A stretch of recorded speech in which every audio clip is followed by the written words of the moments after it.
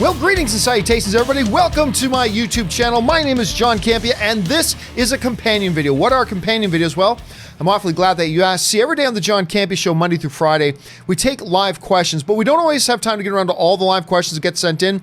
But I want to make sure if you send in those questions, they get answered properly in a video. So I gather them up and we address them here in companion videos. So with that down, let's not waste any more time and let's get right to it and start getting caught up. And we're going to start getting caught up with Wunderbar, who writes, I love Day After Tomorrow. It's a thrill ride popcorn movie, even though it's absurd at times. Well, I'm going to tell you what, Wunderbar. I do not love Day After Tomorrow. I don't love the movie. I will say this, though. I didn't think it was terrible. There are a lot of people who pronounce that as a really, really bad, awful movie, and I can sort of see why. I had some fun with it, though. I'm not going to sit here and tell you I thought it was a great movie. I didn't, so I don't agree with you on that level, but I got a kick out of it. It was kind of cool. All right, Kevin Lewis writes, do you think upcoming remakes like Dune and Logan's Run are too sophisticated for today's action-crazed audiences? No. No, I don't. I think just because a lot of people like going to certain amounts of fare doesn't mean that, you know, stuff like Dune or Logan's Run is too sophisticated. And I would actually argue that, and I don't mean this in a bad way, Logan's Run isn't actually all that sophisticated when you really boil it down. Like when you really boil it down to its main concepts, it's not all that like highbrow sophisticated beyond the reach of the average film fan or anything like that. So I don't think so. So no, I honestly don't think that.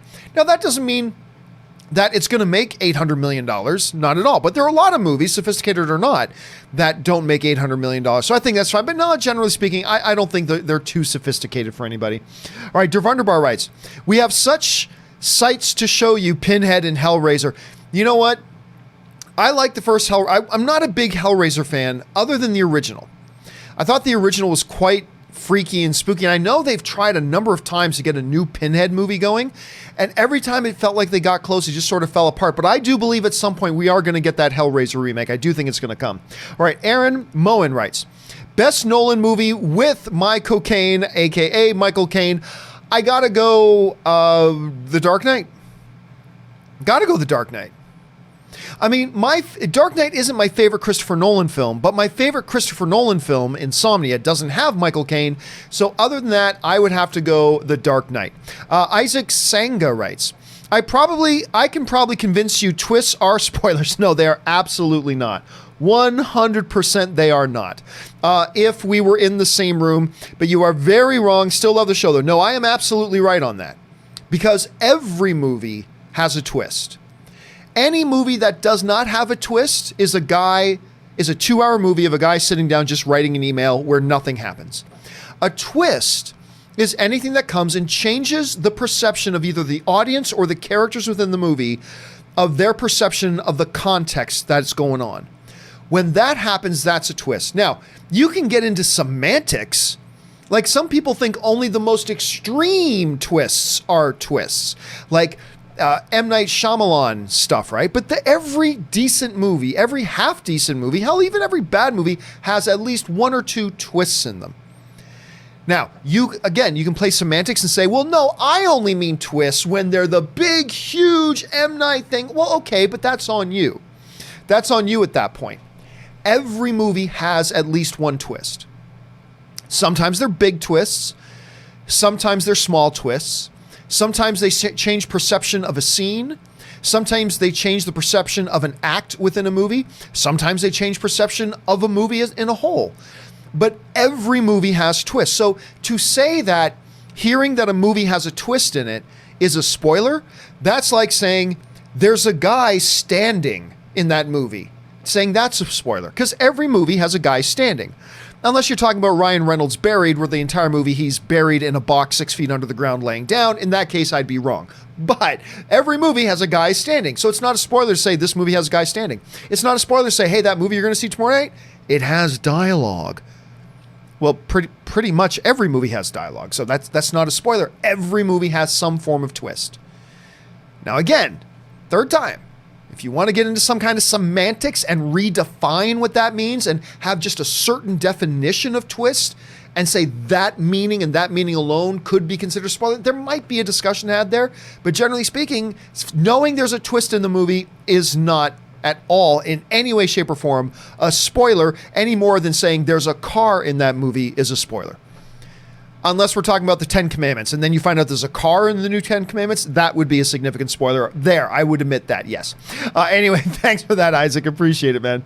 All right, Matthew Grant writes, Rob, who is not here, have you seen the Endgame Nebula hot toy? He talked about it. Yes, he did. You can totally see Gillian's performance just by looking in the figure's eyes. I'm telling you what, man, I thought hot toys were unbelievably fantastic 3 years ago. They have just kept getting better and better and putting more and more life into their faces, Matthew, that it's become uncanny. Like, absolutely uncanny. And his little freaks me out sometimes. Now, I haven't seen that one close up, but I've heard Rob talk about that before, so he has.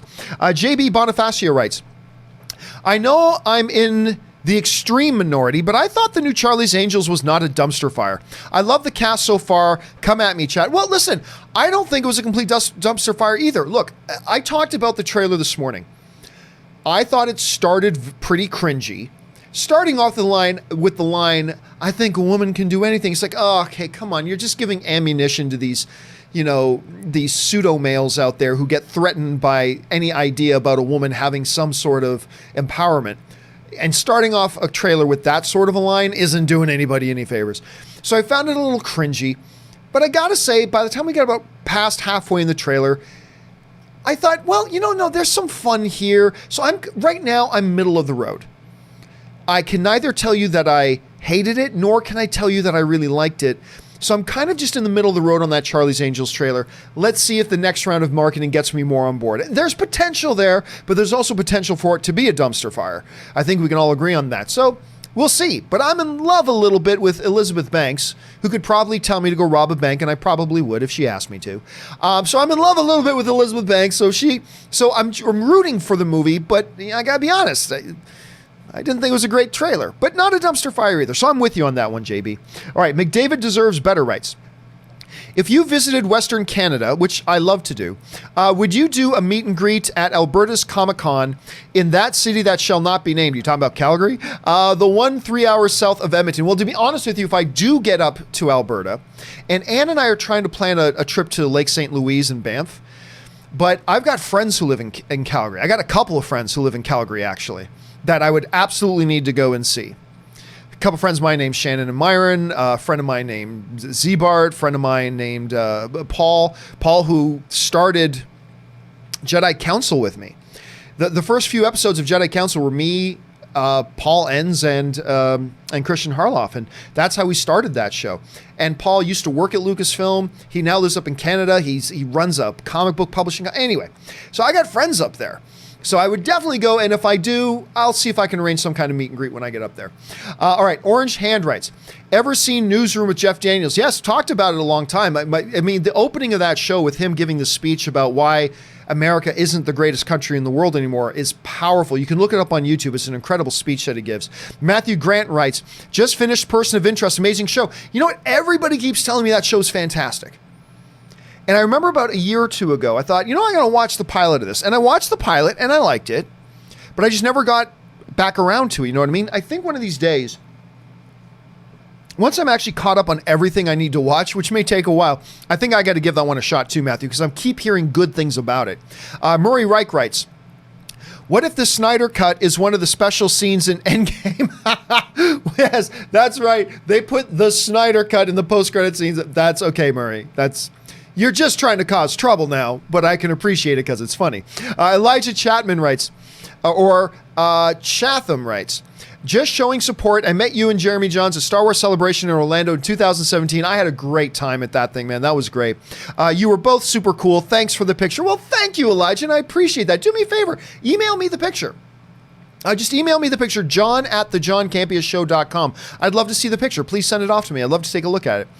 James Claceman writes, John, the Canadian breakdancing theologist, actually it's theologian, not theologist. Just a point of order. Point of order, James.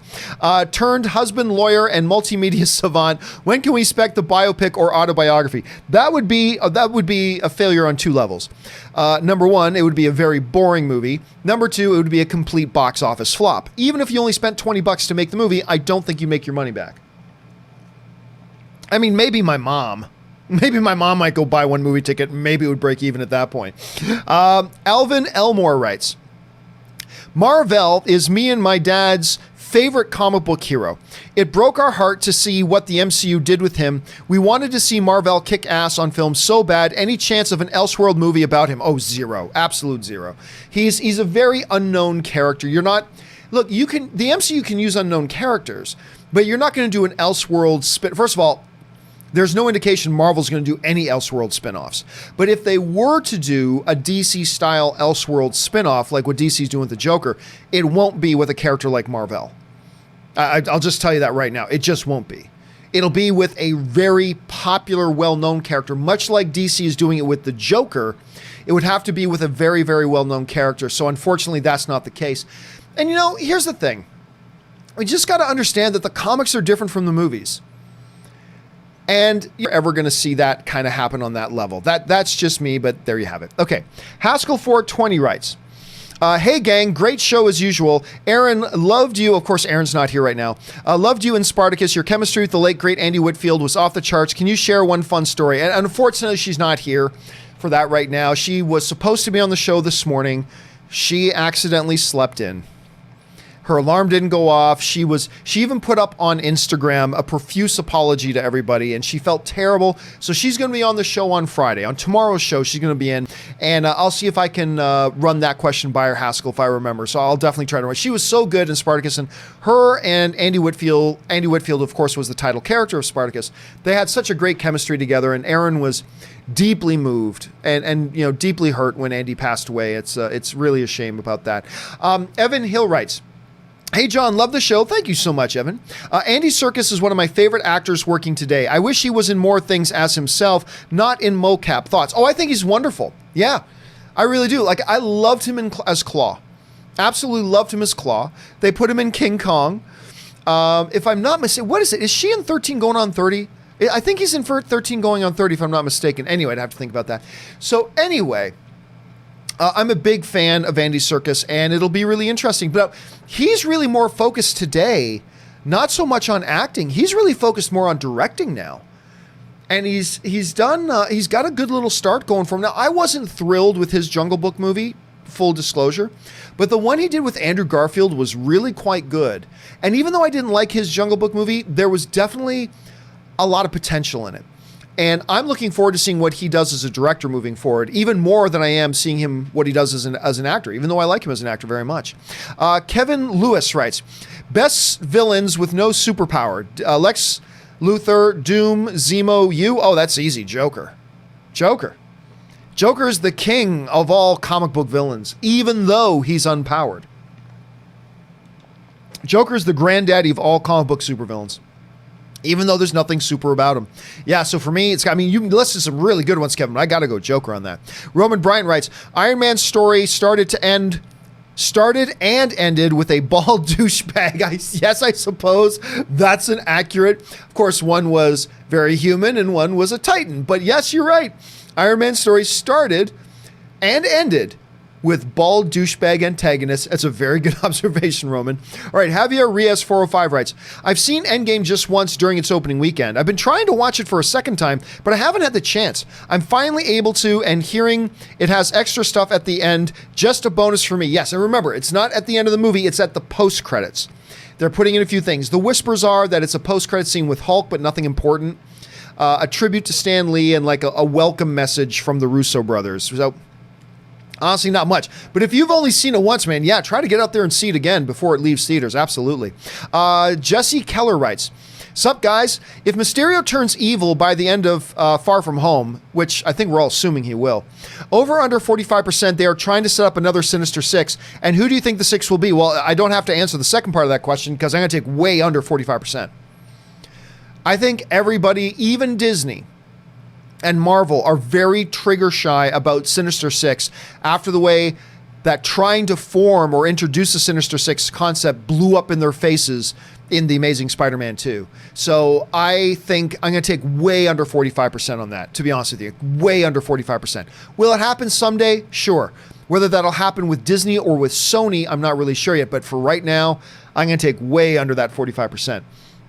Okay, Wesley Splain writes, do you think Timon will do the Hulu in the new Lion King? Yes, I do. Yes, I do. I think they're going to have that shot in there. I won't be shocked if they don't. But I think they will, Wesley. All right, Isaac Beebe sends in a really big super chat. Thank you so much for that, Isaac. Isaac writes, just wanted to send my condolences to YouTube reactor Desmond Maffa, a.k.a. Etika, who tragically took his own life by jumping off the Manhattan Bridge. May he rest in peace. If you're mentally unwell, talk to somebody. Well, there's two things there. I had a few people writing in saying, did you hear about Etika? But look, full disclosure and full honesty, I've never heard of Etika. I never heard of Etika before today. Etika, I should say. I never heard of him before today. But that's always tragic. I mean, I always wish... You remember the other day, if you guys follow me on social media, and I talked about it on the show too, I talked about that scene in Castaway where Tom Hanks, near the end of the movie, is telling the story about what kept him going. He said, just keep breathing. Because no matter how bad things seemed, he said, you never knew what the tide was going to bring in tomorrow, what would wash up on the beach tomorrow. Something would always wash up on the beach that kind of changed his scenario. And, you know, it's always been a movie. I've known several people in my life that have unfortunately committed suicide. And I've always wished that I could go back one day before they did it and just sit down and say, let's just watch this one scene of this movie together and let's talk. Like, no matter how bad something seems, you never know. If you just keep breathing, no matter how dark it seems, if you just keep breathing, you don't know what could happen tomorrow. And it's easy for me to say. It's super easy for me to say because I'm not in their shoes. But it's always tragic and it's always sad. And thank you for sharing that, Isaac. I appreciate that, man. All right. Next up, Der Wunderbar writes, Andy Serkis has really proven himself as a capable actor. His performance as Claw was great. I loved him as Claw. As I was actually really bummed that they killed him because I thought this guy could be a recurring villain through multiple MCU movies on different levels at different times. And doesn't always have to be the main bad guy. He can be like a side figure or something that pops in now and again. I just always thought they had that potential. But I guess we're not going to get that. But yeah, I really liked him as Claw as well. All right, Wunderbar. Wesley, or will Pumbaa fart? Oh, going back to will Timon do the hula? Oh, I absolutely guarantee it. I'm a sensitive soul, though I seem thick-skinned, and it hurt when my friends wouldn't stand downwind. And then the fart. I 100% think they're going to have it in there. They might not, but I would be really surprised if they don't. I think it is a classic joke in the movie, and I think they will do it. All right, Murray Reich writes, Midway trailer looks really good. Cast looks legit. Charlie's Angels trailer, not bad. Has like an Ocean's 8 vibe to it, so I'm giving it a chance. First of all, I'm with you on both counts, Murray. I really enjoyed that Midway trailer, and I did not have a high expectation for it.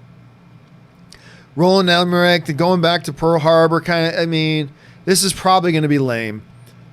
And you know what? I ate it up. I ate up that trailer. So I'm with you on that. And the Charlie's Angels thing, I don't know that I'd say not bad, not good, but not a dumpster fire, as somebody else kind of wrote it either. I'm staying totally in the middle on this Charlie's Angels thing for now. I need to see more to kind of round out my opinion. I was hoping the first trailer would make a better impression on me than it did, but, we'll give it a chance and let's see what happens with the next one. Der Wunderbar writes, looking forward to seeing Jared Leto as Morbius. Absolutely, I am too. I cannot wait to see that. I always thought that was great casting. Let's see what their vision is for this movie. Garrett Couch writes, saw Spider-Man at event.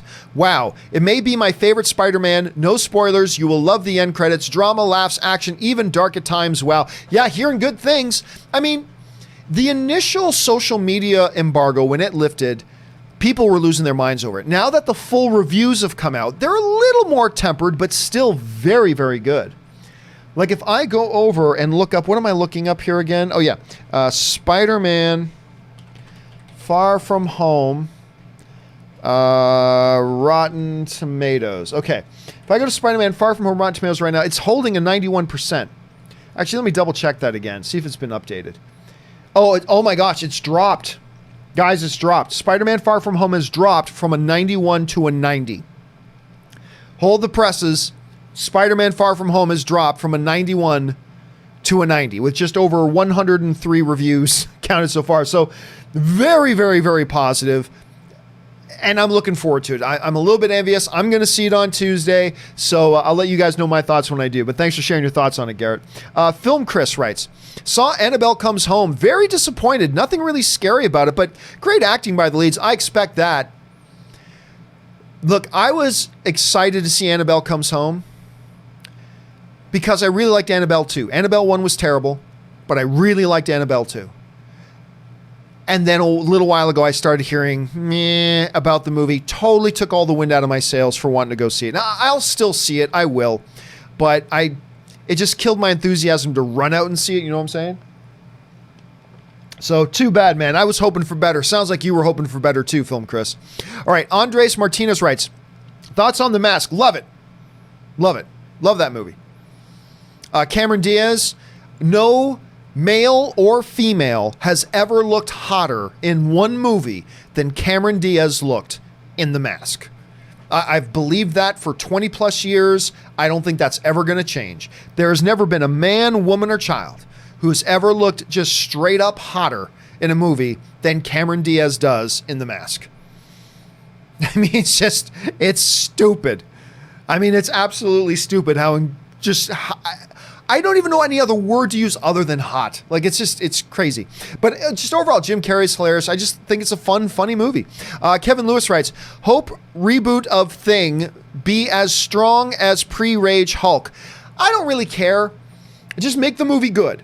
You make the movie good. I don't care how strong you make the Thing. I don't care if you make him a quarter strong as the Hulk, as strong as the Hulk. I don't care. Just make it a good movie. At this point, after 3 strikes, I'm just looking for a good Fantastic Four movie, whatever they do with the characters. I don't care if Johnny Storm is now a unicorn. A unicorn, literally, a horse with a horn on his head going, hi, I'm Johnny Storm, a unicorn. I'll take it if the movie can be good. Because we've had 3 Fantastic Four movies. They've all swung and missed. I just want a good movie at this point, Kevin. Chris Feldman writes, what type of Clint Eastwood roles are your favorite? Westerns, tough cop, grumpy old man, or other? I'd go tough cop, Dirty Harry, but he's good in all. He's not just good in all, Chris. He's iconic in all. And it feels dirty not to say his Westerns, but I honestly got to take him as grumpy old man. If we're going to include in that things like The Mule and his role in things like, oh, damn. Why am I freezing on the name of the one where he teaches the girl how to box? Why am I forgetting that one? $1 Million Baby? Something, I can't remember what it's called. I think it's $1 Million Baby. Now I got to look it up here. Hold on a second. Is it $1 Million Baby? It was $1 Million Baby. I was right. Yeah. $1 Million Baby, grumpy old man. I love him as grumpy old man. He's great as grumpy old man. He's got better movies in the Westerns and as cops, but I'm telling you, Clint Eastwood playing the grumpy old man, it's like he was born to play grumpy old man. He's amazing at it. So I'll personally lean towards that, Chris. All right, next one up. AKA Alan writes, now I probably know your response already, but I don't agree with actors jumping from one superhero franchise to another, like from Marvel to DC. Why? That's like saying, hey, you were in a movie once about crime. You shouldn't be allowed to be in another movie about a crime. I mean, it's the same thing. Actors are actors. They go and play characters in different movies. Maybe that'll mean they'll be in 5 rom-coms. Maybe it'll mean they'll be in 4 different comic book movies. Maybe it'll mean they'll be in 5 different police procedurals. I don't know. But why should you have a problem? Why should you not agree with an actor going from one studio to another to play in a different movie? Who cares if they're in the same genre? That's like saying, oh, if you're in a comedy for Paramount, you shouldn't be allowed to be in a comedy for Universal. I don't agree. Why? Actors are actors. Why should actors be limited in what their opportunities are? I mean, look, if not Captain America, Chris Evans has carried, in my opinion, the MCU. Now, you can make an argument for Robert Downey Jr., that's fine, but to me, Chris Evans has carried the MCU right alongside of Robert Downey Jr. I don't mean to diminish Robert Downey Jr., but to me, the MCU is kind of defined by Captain America, the way Chris Evans has played him. And if for whatever reason he was told, no, you shouldn't do that because you're in Fox movies, you're in Fox superhero movies, because remember, Fantastic Four at the time was Fox, you shouldn't be allowed to go. And there were some people who said that. Well, don't we all now get down on our knees and thank whatever God you worship that he did? Can you imagine that? Aren't we all completely grateful that Chris Evans went to play Captain America? Of course we are. Of course we are. And he's fantastic in it. So look, all respect to your opinion on that, AKA. I mean, that's your opinion, and your opinion is yours, and it's every bit as valid as mine. It's no better and no worse. I just got to say, I so wholeheartedly disagree with you on that. Because to me, it makes no logistical sense. Again, I don't mean to diminish how you feel about it. That's cool. And you have your own reasons for feeling that way. I just got to say, I wholeheartedly disagree with it. Completely disagree with you on that. All right. Bennett Hardy writes, have you seen Hereditary? What did you think about it? Yep, we've talked about Hereditary many times. All I'm going to say again, car scene. Keep those windows rolled up. Dervunderbar, I really liked it a lot. I thought Toni Collette should have got nominated for Best Actress, and she did. I was shocked that she didn't. She should have. Dervunderbar writes, I doubt anyone can surpass Danny DeVito's portrayal as the Penguin in Batman Returns. I'm not so sure about that. That was the stuff of legends. Look, I'll say this. Danny DeVito played a certain incarnation of Penguin. Let's say that. I think if you to do a Penguin today, you do him very differently from that incarnation of Penguin. I think you make a very different kind of Penguin. And I think it can be done better. Now, don't get me wrong. Danny DeVito played that particular Penguin very, very well. I gotta say, though, I'm not the biggest fan of that incarnation of Penguin, though. Big fan of Danny DeVito doing it, but I just wasn't that big of a fan of the character himself and the way he was written, the way he was portrayed, and the manifestation of him. Wasn't a big fan of it. So, anyway, that's just me. Okay, let's move on here. Timbula the Spider Monkey writes, what's your favorite underrated sequel? Dude, first of all, what is underrated is different from person to person. So, I don't know if you can ask what's your favorite underrated sequel, because not only may you disagree with what my favorite is, you may disagree that something I'm going to say is even underrated. So that is tough. Psycho 2 for me, nowhere near as good as the original, but I still love it. Anthony Perkins is great in it. Okay, Psycho 2. I guess if I had to try to answer that, my favorite underrated sequel, then again, some people might not say it's underrated. I personally think Rush Hour 2 is a little bit underrated because Rush Hour 1 sucked and Rush Hour 3 sucked. But Rush Hour 2 I thought was actually quite good. And I don't think people give it its due because of how bad the first and the third ones were. So I guess I'll say that one. But again, it's a tricky question because it's hard to answer that one. Let's put it that way, Spider Monkey. All right. Michael Jones sends in a very generous super chat. Thank you for that, Michael. Appreciate it, man. Love it when Erin is on the show. Me too. She adds some great insight. Totally agree with her on Annabelle Comes Home. But if she would stop drinking the Seagal juice, she would not have to pee before the movie is over. For those of you who missed it, maybe the most iconic moment ever on the John Campea Show. Erin came on because she just went to go see Endgame for the first time the other night, Sunday night. She saw it for the first time. And she texts me Sunday night as I'm playing Dungeons and Dragons with my group. And she writes, I'm never going to go to another movie again that's over 3 hours. She goes, I had to go so bad. When the movie ended, it just as the credits started, I ran to the bathroom, and when I got within 10 feet of the toilet, it just started coming out. She goes, I went back to the theater to see if there was any post-credit scenes with wet pants. And I'm like, first of all, you have to have the biggest balls in the world to tell that story. And she came on the show and just told the story. She just told the story herself. It was amazing. And for those of you who are watching this on Thursday night, Erin will be on the show with me tomorrow. That's Friday. So Erin Cummings will be back on the show tomorrow. So thanks for sharing that, Michael. I appreciate it, buddy. All right. Jeff Mullins writes, would you go back and see Endgame in IMAX if I said you could see what Spidey is swinging on? Yeah, we were talking about the other day. It's like, what the hell is he swinging from? Like constantly. And it's not just in these Spider-Man movies. It's a tradition that goes all the way back to the old 60s Spider-Man cartoons. When he sprays his web in the air to swing, what's he swinging on? He's in a low-rise neighborhood with nothing above him, and he's just shooting his webs in the air and swinging away. What the hell is his webs attaching to? And there's a little bit of that in Endgame, too. There's a little bit of that in Endgame. Kyle White writes, what are your views on age gaps in relationships? My girlfriend is 18 years older than I am. She worries about me because I'm a bit younger, but the love I have for her trumps everything. I really don't care. Honestly, as long as both people are adults, then I don't care. Like, I don't think a 16-year-old should be dating a 45-year-old or anything like that. But hey, if she's 19, depending on what legal age of an adult is, if she's 21 and she wants to date a 55-year-old guy, fine. Or vice versa. If there's a 23-year-old guy who wants to date a 54-year-old woman, go for it. I don't see anything wrong with it. Just because one person's been around on the planet a little bit longer than the others, I have no problem with that whatsoever. The last girl I dated before Anne was 8 years older than me. And she was great. She's terrific. And then when I started dating Anne, sorry, not the last girl I dated before Anne, it was two girlfriends before Anne that I dated. She was like 8 years older than me. And Anne, I'm 12 years older than Anne. So I really don't think anything about it. Look, once you're an adult, you're an adult. I mean, that's just it. So I personally, my opinion, I don't see any issue with it. Obviously, I don't, because I married somebody who's 12 years younger than me, but hey, it is what it is.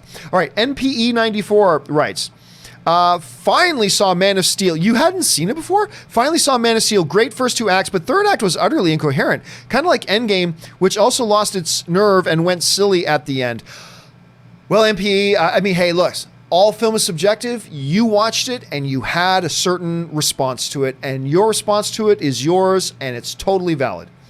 I gotta say, I completely disagree with you. I thought the ending of Man of Steel was spectacular. Absolutely spectacular.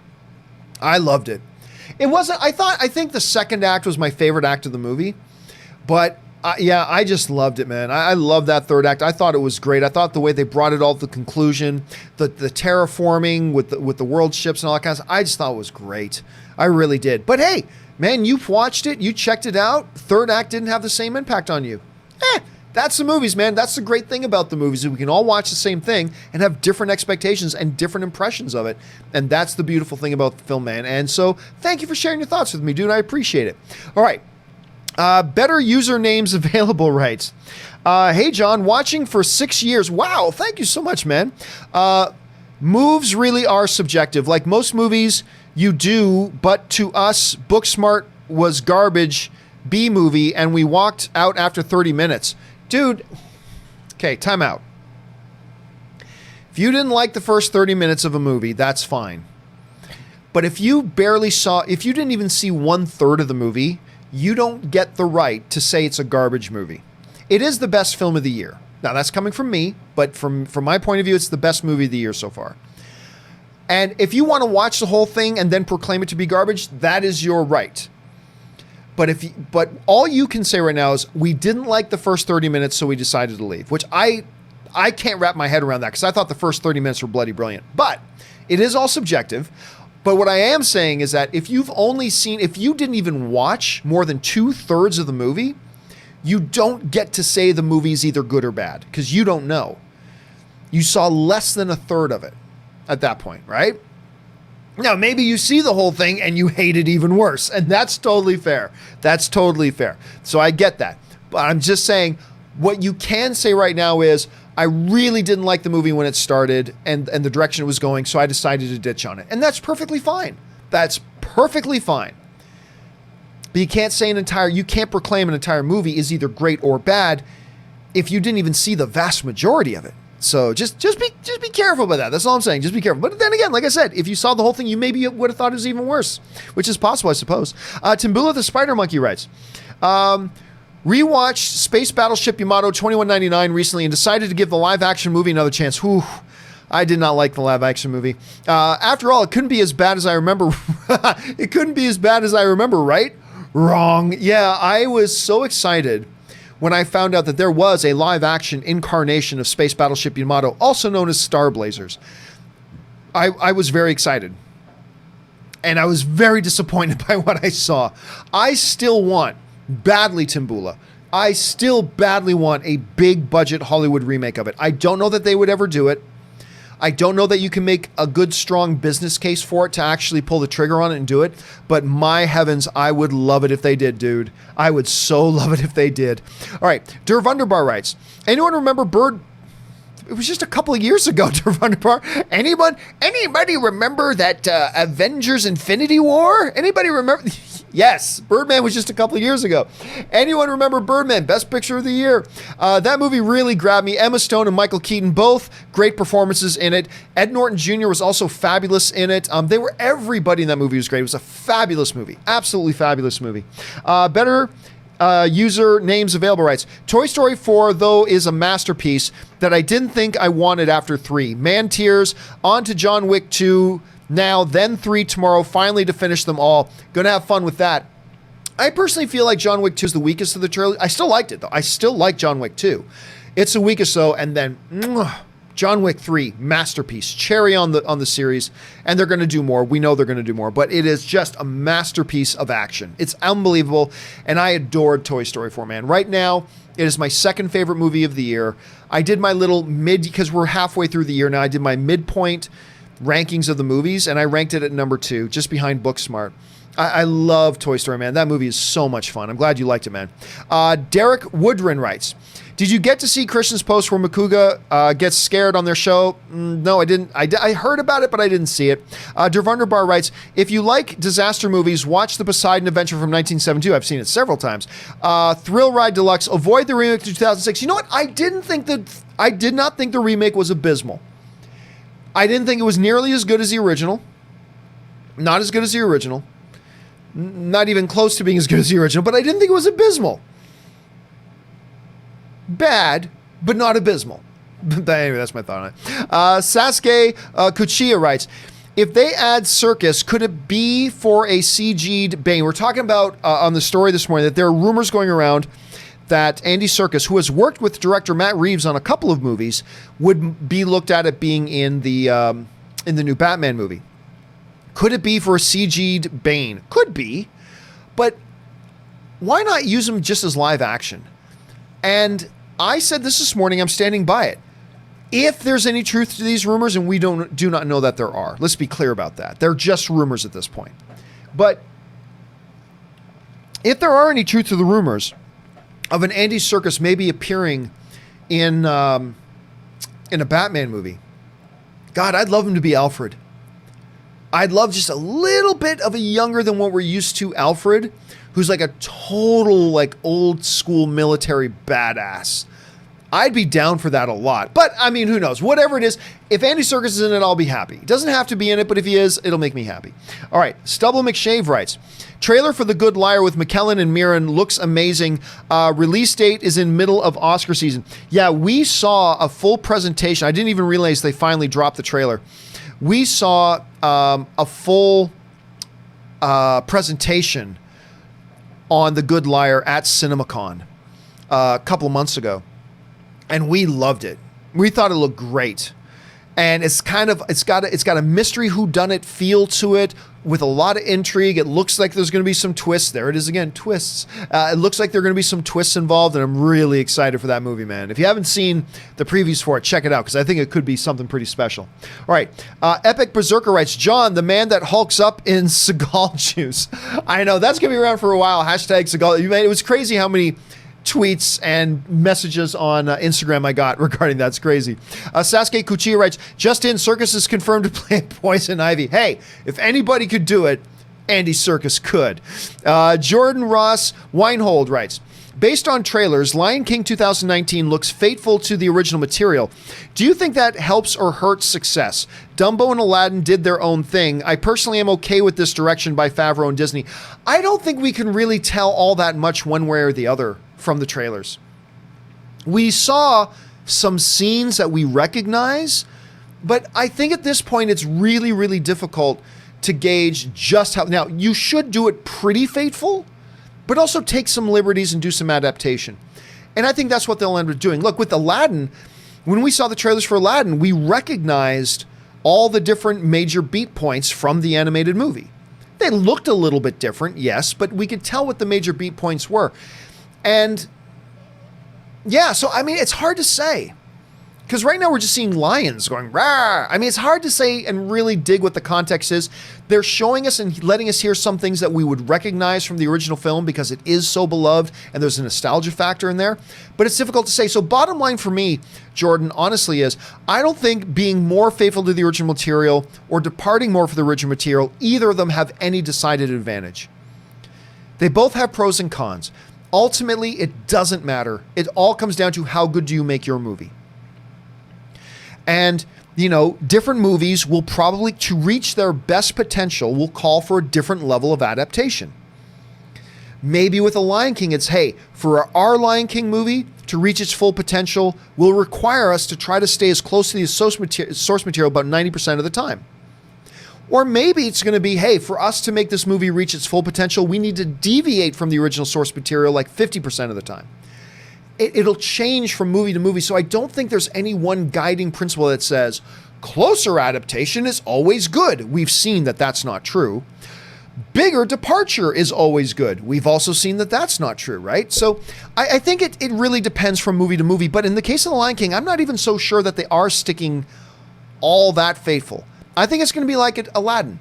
Very recognizable in all of its story beats. Is going to hit all the main notes, but also have some interpretation, some adaptation in between those notes along the way, much like they did with Aladdin. But who knows? I'm going to go see Lion King next week, and then I will know for sure what they do one way or the other. Until then, we'll just have to speculate, Jordan. Thanks a lot for the question, man. I appreciate it. That was a good one. All right, Koba writes, I could strangely see Circus playing Alfred. Dude, I'm totally there. I'm totally there. I think he would make a great Alfred. I really do. And what he could bring to it, bring a little bit of Ulysses S. Claw, a little bit of Ulysses Claw into an Alfred character. I think that'd be really special. Now, again, it doesn't need to be Circus. Any good actor playing Alfred, I'm down for. But if you're suggesting that he may be in it, well, then that would be a pretty good role for him. That's all I'm thinking. All right, Epic Berserker writes, I hate AMC. I love AMC. I hate AMC. Bought tickets for the updated Endgame, and when I verified, they said no, and I received HQ number, and they said we don't have a list to answer. Let me try this again. I hate AMC. Bought tickets for the updated Endgame, and when I verified, they said no, and I received HQ number, and they said we don't have a list to answer. I got to apologize, Epic. I mean, clearly you're talking about an experience at AMC and something to do with Endgame, but I cannot interpret what it is you're saying. I apologize for that, dude. But I don't know what it is you're saying there. My deepest apologies, man. Alex Summers writes, do you miss Blockbuster Video or video stores? I do. Yeah, it was something. Look, me and my buddies, it used to be fun.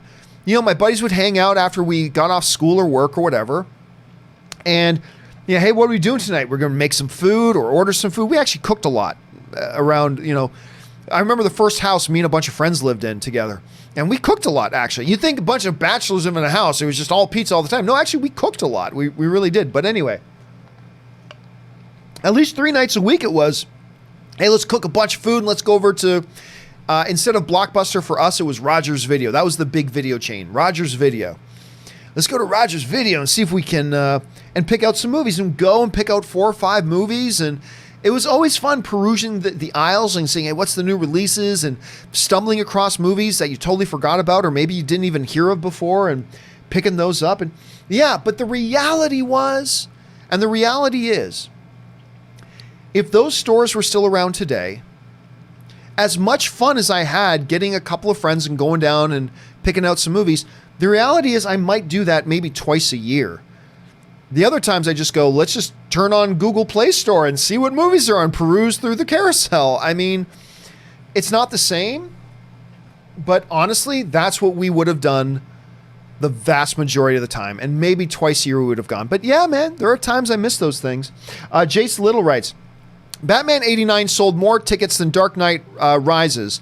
Since inflation changes money, wouldn't ticket sales be better gauge for movie success than money? No, neither are. No, not inflation, not ticket sales. No, because also back in like 89, even without taking inflation into account, movie tickets were cheaper back then than they are now. Even when you take inflation into consideration, movie tickets were cheaper. So it's a vastly unfair advantage. If you just go by tickets sold, it's a vastly unfair advantage because now you're talking about something. Well, of course something's going to sell more tickets if it was cheaper to buy.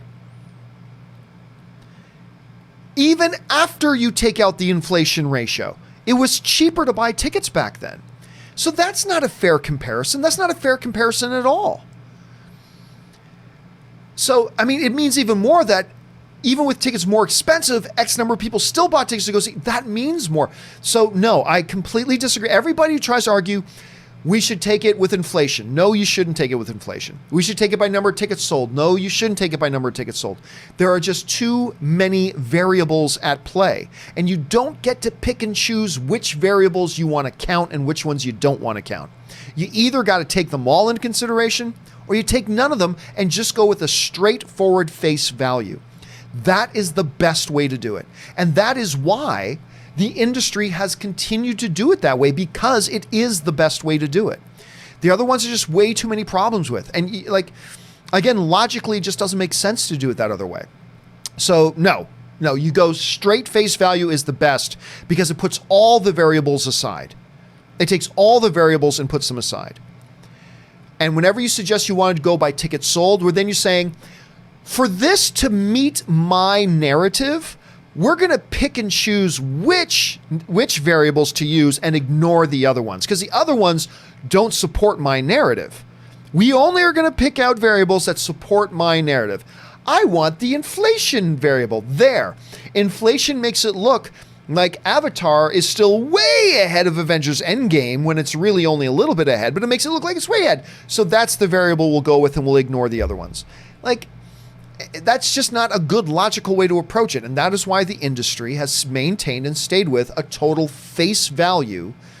What you see is what you get approach to it. It's not perfect, but it is by far better than the picking and choosing of different variables, because then you just get into a total hornet's nest of logic problems at that point. That's just my that's just my view on that, Jace. Matthew DeFritius writes, speaking of Patrick Stewart, showed my wife the Next Generation episode Darmok last night, and she loved it. Now that's Star Trek, #Grace Writing. I don't remember the name of all the episodes, but if that's the episode where Picard gets stuck on a planet with another alien captain and they have completely different languages and they got to figure out a way to communicate with each other. I think wasn't it Darmok and Gerard at Tanagra? Was that it? Anyway, if that is the same episode, it was a great episode. I'll tell you what though, I thought the best written episode ever was the one when Picard got taken into that alien probe and he lived a full life. Remember when he was playing the flute? And he lived, in his perception, he lived an entire lifetime in that probe. And then he came out of the probe only to realize he'd only been in there for 5 minutes. But for him, it had been like 60 years. Remember that? I mean, the writing of that one was crazy. It was absolutely crazy. All right. Jacob Silvers writes, the Conjuring actor you're thinking about is Patrick Wilson. Yes, I remember. I finally did remember that. I was frozen for a little bit this morning because he's in the new Midway movie. And I was listing off the actors I got, and oh God, the guy from Conjuring. The guy who says, Washington is wrong. Like I said, I love that guy and I forgot, but eventually I did remember it was Patrick Wilson. Jay-Z writes, Endgame, Return of the King, Potter 8, ranked best to worst. Well, that's easy. Return of the King is the best. Endgame, somewhat behind it, and then Potter 8. I love Potter 8. I do. I would put Endgame in front of Potter 8, but Lord of the Rings, Return of the King is miles better than Endgame. I love Endgame. You know I love Endgame. But Lord of the Rings, Return of the King is in a completely different league than Endgame. It is miles ahead of Endgame. Not a little bit, not by a head, it's miles. It's light years ahead of it. Anyway, but that's just my opinion on that. DMV fan 123 writes, thoughts on Oz from HBO. Loved it. introduced us to a lot of actors that are still around and doing a lot of stuff today. It was considered at the time to be a very edgy thing that HBO did, the whole prison life thing. It was great. I really did enjoy Oz. Daryl Gann writes, Rob, after Endgame, will no other MCU movie be released on DVD or Blu-ray? # long live physical media. Oh, no, they will be for a while. Because Disney's going to put their movies out on Disney Plus. But there's still a market out there for physical media. As long as there's money to be made there, they're going to make that. Now, maybe not 10 years from now, but yes, once Disney Plus launches, I feel very confident in saying that they will still be selling Blu-rays and DVDs for a while. But they'll still be there because there's still a market there for it. There's still people there who are willing to pay money to get them, so they'll give it to them for a while. How much longer? Not really sure. All right. Rob J00 sends in a really big super chat. Thank you for supporting the channel at that level, Rob. I appreciate it, man. Hi, John. When I heard about Robert Pattinson, I got to admit I wasn't happy about it. But, John, you are right. He is a great actor, especially seeing him in a movie called Remember Me. He was very good in that. I don't love the movie, but he is phenomenal in it. So I am intrigued to see how Batman goes. Thank you. But you know what? I mean, that's the thing. I can completely understand why a lot of people are against the idea of Robert Pattinson as Batman if all you've ever seen Robert Pattinson is the Twilight movies. I mean, that's all you ever seen. I get it. But what you got to understand is he's done like 9 movies since then, and in all of them, he's phenomenal. He's phenomenal in all of them. To the point that major directors have been like tripping over themselves to get him in their movies, and Christopher Nolan just cast him to be one of his leads in his new movie next year. So, if Christopher Nolan, the director of the greatest Batman movies ever, thinks this guy has got it to be a star in one of his new movies, if the director of the greatest Batman movie ever thinks this guy's got it, then I think we should give it the benefit of the doubt. Now, who knows? Maybe he'll suck as Batman. Maybe he will. But there is enough evidence there to prove that this guy is world class. The biggest directors believe in him. They want to use him. Hell, even Danny Boyle, director of 28 Days Later and Academy Award winning director, even he was saying, man, they should make Robert Pattinson Bond. They should make him James Bond too. Imagine that if that dude was Batman and James Bond. Anyway, but listen, Rob, I'm glad you had an open enough mind to check it out. And listen, I'm going to be open-minded enough that, hey, maybe he'll suck in the movie. It's possible. But I think it's a good risk to take because I think he's got the resume. He's got the resume that backs it up, so I'm excited about it. All right. RJ00 follows up and writes, by the way, love our T-shirts again. Thank you, John. Oh, you got the John K. Hey, please do me a favor, Rob. If you're seeing this, please do me a favor. Do me a favor and send me a picture of you guys wearing the shirts. I would love to see it. It would just make me feel good. That's all. It would make me feel a bit like a rock star. Send me a picture of you guys wearing those shirts. I would love to see it. Thank you. Terry Giordano writes, hey guys, I mentioned the classic movie Midway a few weeks back, and lo and behold, the Midway trailer dropped starring Nick Jonas and Woody Harrelson. Looks good. It does look good. And I was not expecting a lot from it, Terry, gotta say. Was not expecting a lot from it. I thought it was going to be cheesy and whatever, and then the trailer dropped, and I'm like, damn. Give all credit. Look, maybe the movie will be a disaster, but if all we're talking about is the trailer itself, damn, give it its due. Because it looked pretty damn. I'm completely with you, Terry. I'm with you on that 100%. I was really quite impressed by it. David Lillian writes, for cheap people who don't understand good deals, AMC B list. Get the AMC. And for those of you who are just really cheap, get AMC's B list. For $5 a month, see one movie that's been in theaters for at least 2 months. Enjoy. That's a good. There's a YouTube sketch to be made there, David. You should take that idea, get some buddies, and write a YouTube sketch because that could be funny. Epic Berserker writes, it's official. Paul Rudd is joining Ghostbusters 2020. Variety placed an article, and Paul Rudd just did a video he posted on Twitter. Ghostbusters, hell yeah! And yeah, I'm not going to go into that very deeply right now, Epic Berserker, because that's going to be one of the topics we talk about on the John Campea Show tomorrow. So I'm going to save it for that. All I'm going to say is, hey, you know me, it's never a bad idea to add talent. I think Paul Rudd is an extremely talented dude, and if he's joining that, that's just another reason to be a little bit more excited for it, buddy. So I like the news as well. All right, Dan C. writes, one of two. John, you mentioned Tim Hortons recently. I did. I love Tim Hortons. The venue where one of my local hockey teams, Lee Valley Phantoms, plays at a sit-in Tim Hortons. If you ever find yourself in the Philadelphia Allentown area, come for donuts, stay for the hockey. Well, hell, If I'm ever in the Philadelphia area, you know I'm going to go to Tim Hortons. Matter of fact, I've only visited Philadelphia once.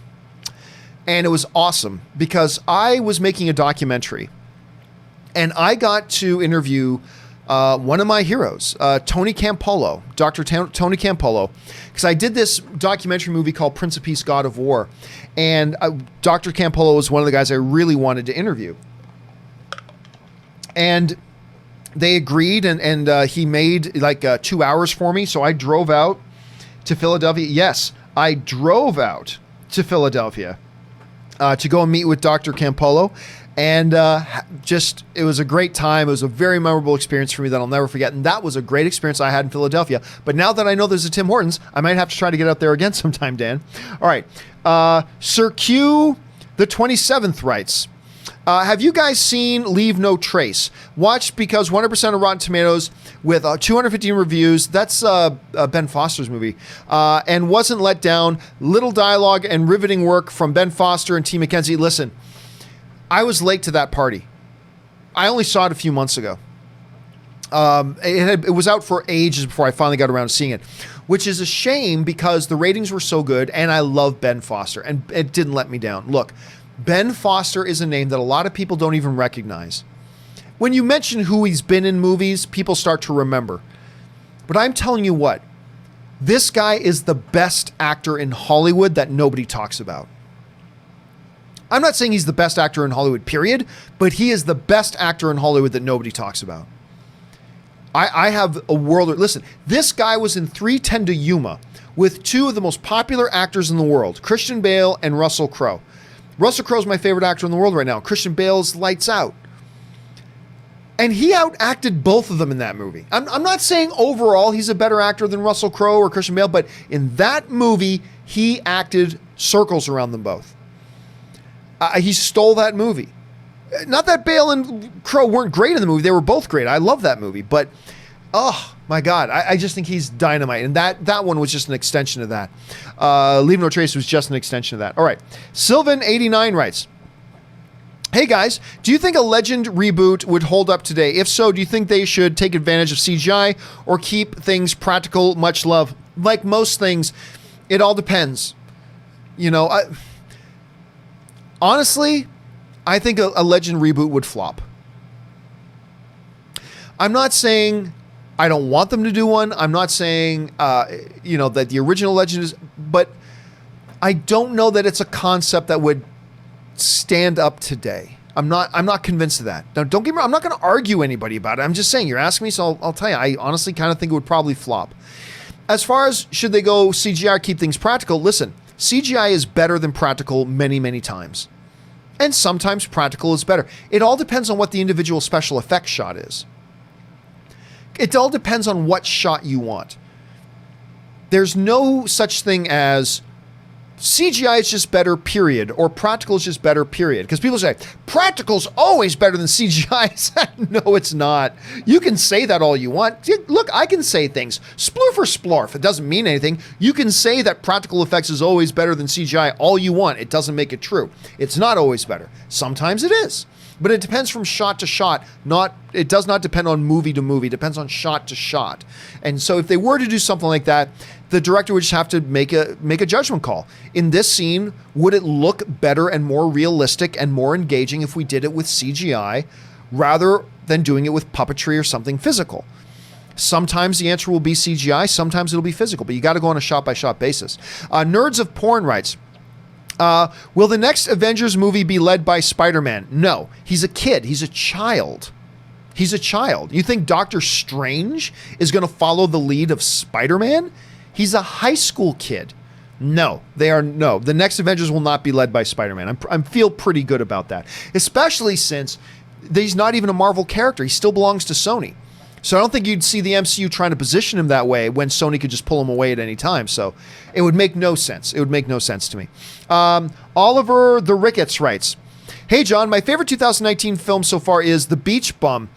I ditched on that one. I didn't bother watching it because I thought it looked pretty bad. But I'm actually hearing it was quite good. I think I might have to get around to watching that. It's the reconnaissance thing continuing. I thought it was underrated and misunderstood. Are there any standout movies you feel the same about this year, 2019? Not really. Other than maybe Booksmart, because nobody's willing to give it a chance. Don't listen to what our film-loving brother said earlier in the comments section. Don't listen to our brother on that one. I'm telling you, it's the best movie of the year. I love that freaking movie. But nobody's willing to give it a chance. And everybody's going to see it, other than our film-loving brother earlier, is loving it and raving about it. It's phenomenal. But other than that, like one that I thought totally flew under the radar and blah, blah, it didn't look... This year? Honestly, no, I can't think of another one this year, man. I can't think, but I got to get around and watch The Beach Bum because I'm hearing several people tell me it's pretty good. All right, Lucifer Pitchback writes, Campea, have you ever seen Into the Badlands? Yes, I did. Watched all of it right up until the final season. It started to lose me in season 3. Season 3 started to lose me a little bit. I thought season 1 and season 2 were spectacular. Then they got into the whole thing with the cult guy, and like everybody suddenly had black eyes when it was a really special, totally unique thing. And then all of a sudden everybody had that superpower as well. It started to lose me a little bit, but man, season 1 and 2 I thought were great. Sentes Henderson writes, have you both caught up on Krypton season 2 yet? Nope, haven't even started watching it yet. I liked season 1. It was better than I thought it had any business being. I think that the marketing for season 2, the trailers have looked stupid. I think Lobo looks ridiculous. So I haven't even begun watching season 2 yet, but I will because I like season 1, but I haven't started watching season 2 yet. DJ Titus writes, hands, lightning from my hands, lightning from my hands, lightning from my hands, love Shazam. Hands, lightning, hands, lightning from my hands, lightning hands. I love Shazam. I really liked Captain Marvel, but I saw Shazam. After I saw Captain Marvel, I remember thinking, well, this is going to be the better out of the two films. Out of Captain Marvel and Shazam, Captain Marvel's going to be the better film because it was really good. I enjoyed it quite a bit. It wasn't the best MCU film, but it was really good. Then I saw Shazam. I love Shazam. And I'm like, well, that changed my mind. Shazam is better. I like Shazam better than Captain Marvel. There, I said it. I don't care if you like it or not. I love that movie. I thought it's great. Santez Henderson writes, the scene with Peter under the rubble is the best Spider-Man scene on film. Homecoming has some of the best moments for the franchise. Homecoming has some marvelous moments. Absolutely marvelous moments. I love that. But Spider-Man 2, the train scene, several scenes in Into the Spider-Verse, I don't know, man. Don't get me wrong. I think Under the Rubble's a decent scene, but I don't even think it's a top 20 Spider-Man scene. No, I'm not dissing your opinion. Not at all. I respect that. But since you're asking me, I don't know that I'd even put that in the top 20. It's a good scene, though. It's good. But I don't even know that it's a top 5 in Homecoming. I think there are probably better scenes in Homecoming. But hey, it's interesting that scene worked so well for you. That's great, man. All right. Joshua Racco writes, spent the last month watching all 14 seasons of Supernatural.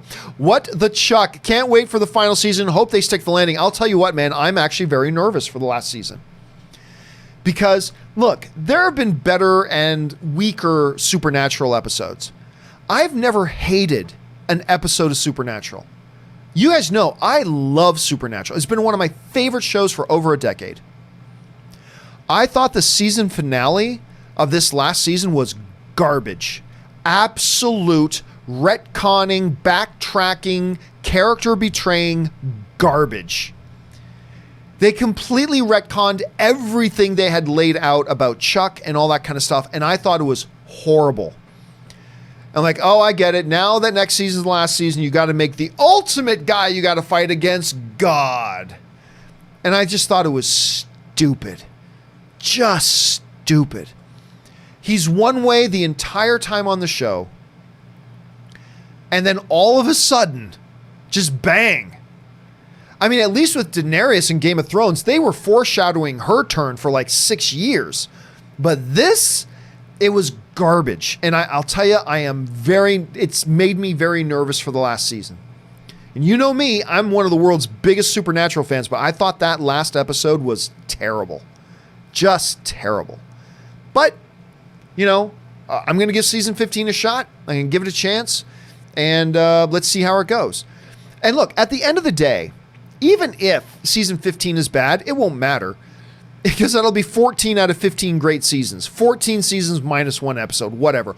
Overall, it'll be magnificent, and I'll have nothing but fond memories of Supernatural. But I do got to admit, I'm a little bit nervous for season 15 now. Let's see how it goes. All right. Let's see, where are we at? We're at Strange Marvel Theories, who writes, John, I realize you don't like discussing casting actors in movies. I don't. Just let me say, I'd like to see Logan Thomas Green play Wolverine and Tom Hardy play his brother Sabretooth. That's great. I really don't care. Just as long as it's good actors playing the roles, that's all I care about. And I'll be honest with you, off the top of my head, I don't even remember who Logan Thomas Green is. I'll be honest with you, the name doesn't even sound familiar to me. Now watch, I'm going to look him up and go, oh my God, that was him?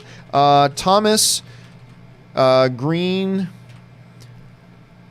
Not Thomas Green. I'm supposed to be looking up Logan Thomas Green. Logan Thomas Green. Who is Logan Thomas Green? I don't see anybody named Logan Thomas Green, so I have no idea who that is. And Tom Hardy, well, he's already kind of in the MCU in a way. I think we're going to see him as Venom in the MCU, so I don't think that's going to be possible. Andrew Hogue writes, thoughts on Peyton Reed's Yes Man? I actually like Yes Man. Won't you step back from that ledge, my friend? I mean, I actually think Yes Man was pretty fun. I enjoyed it. Arturo Beltran writes, 2 AMC and 2 Regals near me. Not sure which to get. Get both. Hell, $45 for both? Why not? You see 3 movies, it's paid for itself, depending on how expensive the movie tickets are near. I know for me, if I was paying $45, all I'd have to see is 2 movies a month to make up for it. And I'm seeing like 7, 8, or 9 a month, so there's that. So yeah, man, just get both. Or if you just got one you prefer, just get the one. And the final one, and then we're all caught up here today, comes to us from Froygon Jin, who writes, if Disney really wants Avatar's record, they would just release Avengers Endgame, the Wolverine cut. Yes, I think if they suddenly said, see the new Wolverine cut that changes like 30 minutes of the movie, inserting Hugh Jackman's Wolverine into it, I think it's safe to say it would conquer Avatar. Until next year when Disney re-releases Avatar to get back the world record so they can use that as marketing going into to Avatar 2. It's just all Disney now, folks. It's just all Disney. All right, guys, that will do it for this installment of the companion videos. We're all caught up now. Guys, thank you so much for sending in those questions, not just because you give us great fun stuff to talk about, but also because you support the channel when you do it. I tried to fight off the sneeze, I really did. But also, by sending in those questions, you support the channel by doing it. Myself, Ray, Jonathan, Robert, we all thank you for that. Thank you for helping keep this channel afloat and working, and thank you for your support, guys. Anyway, guys, don't forget, the John Campea Show returns again tomorrow. Hope you join us then. My name is John Campea, and until next time, bye-bye.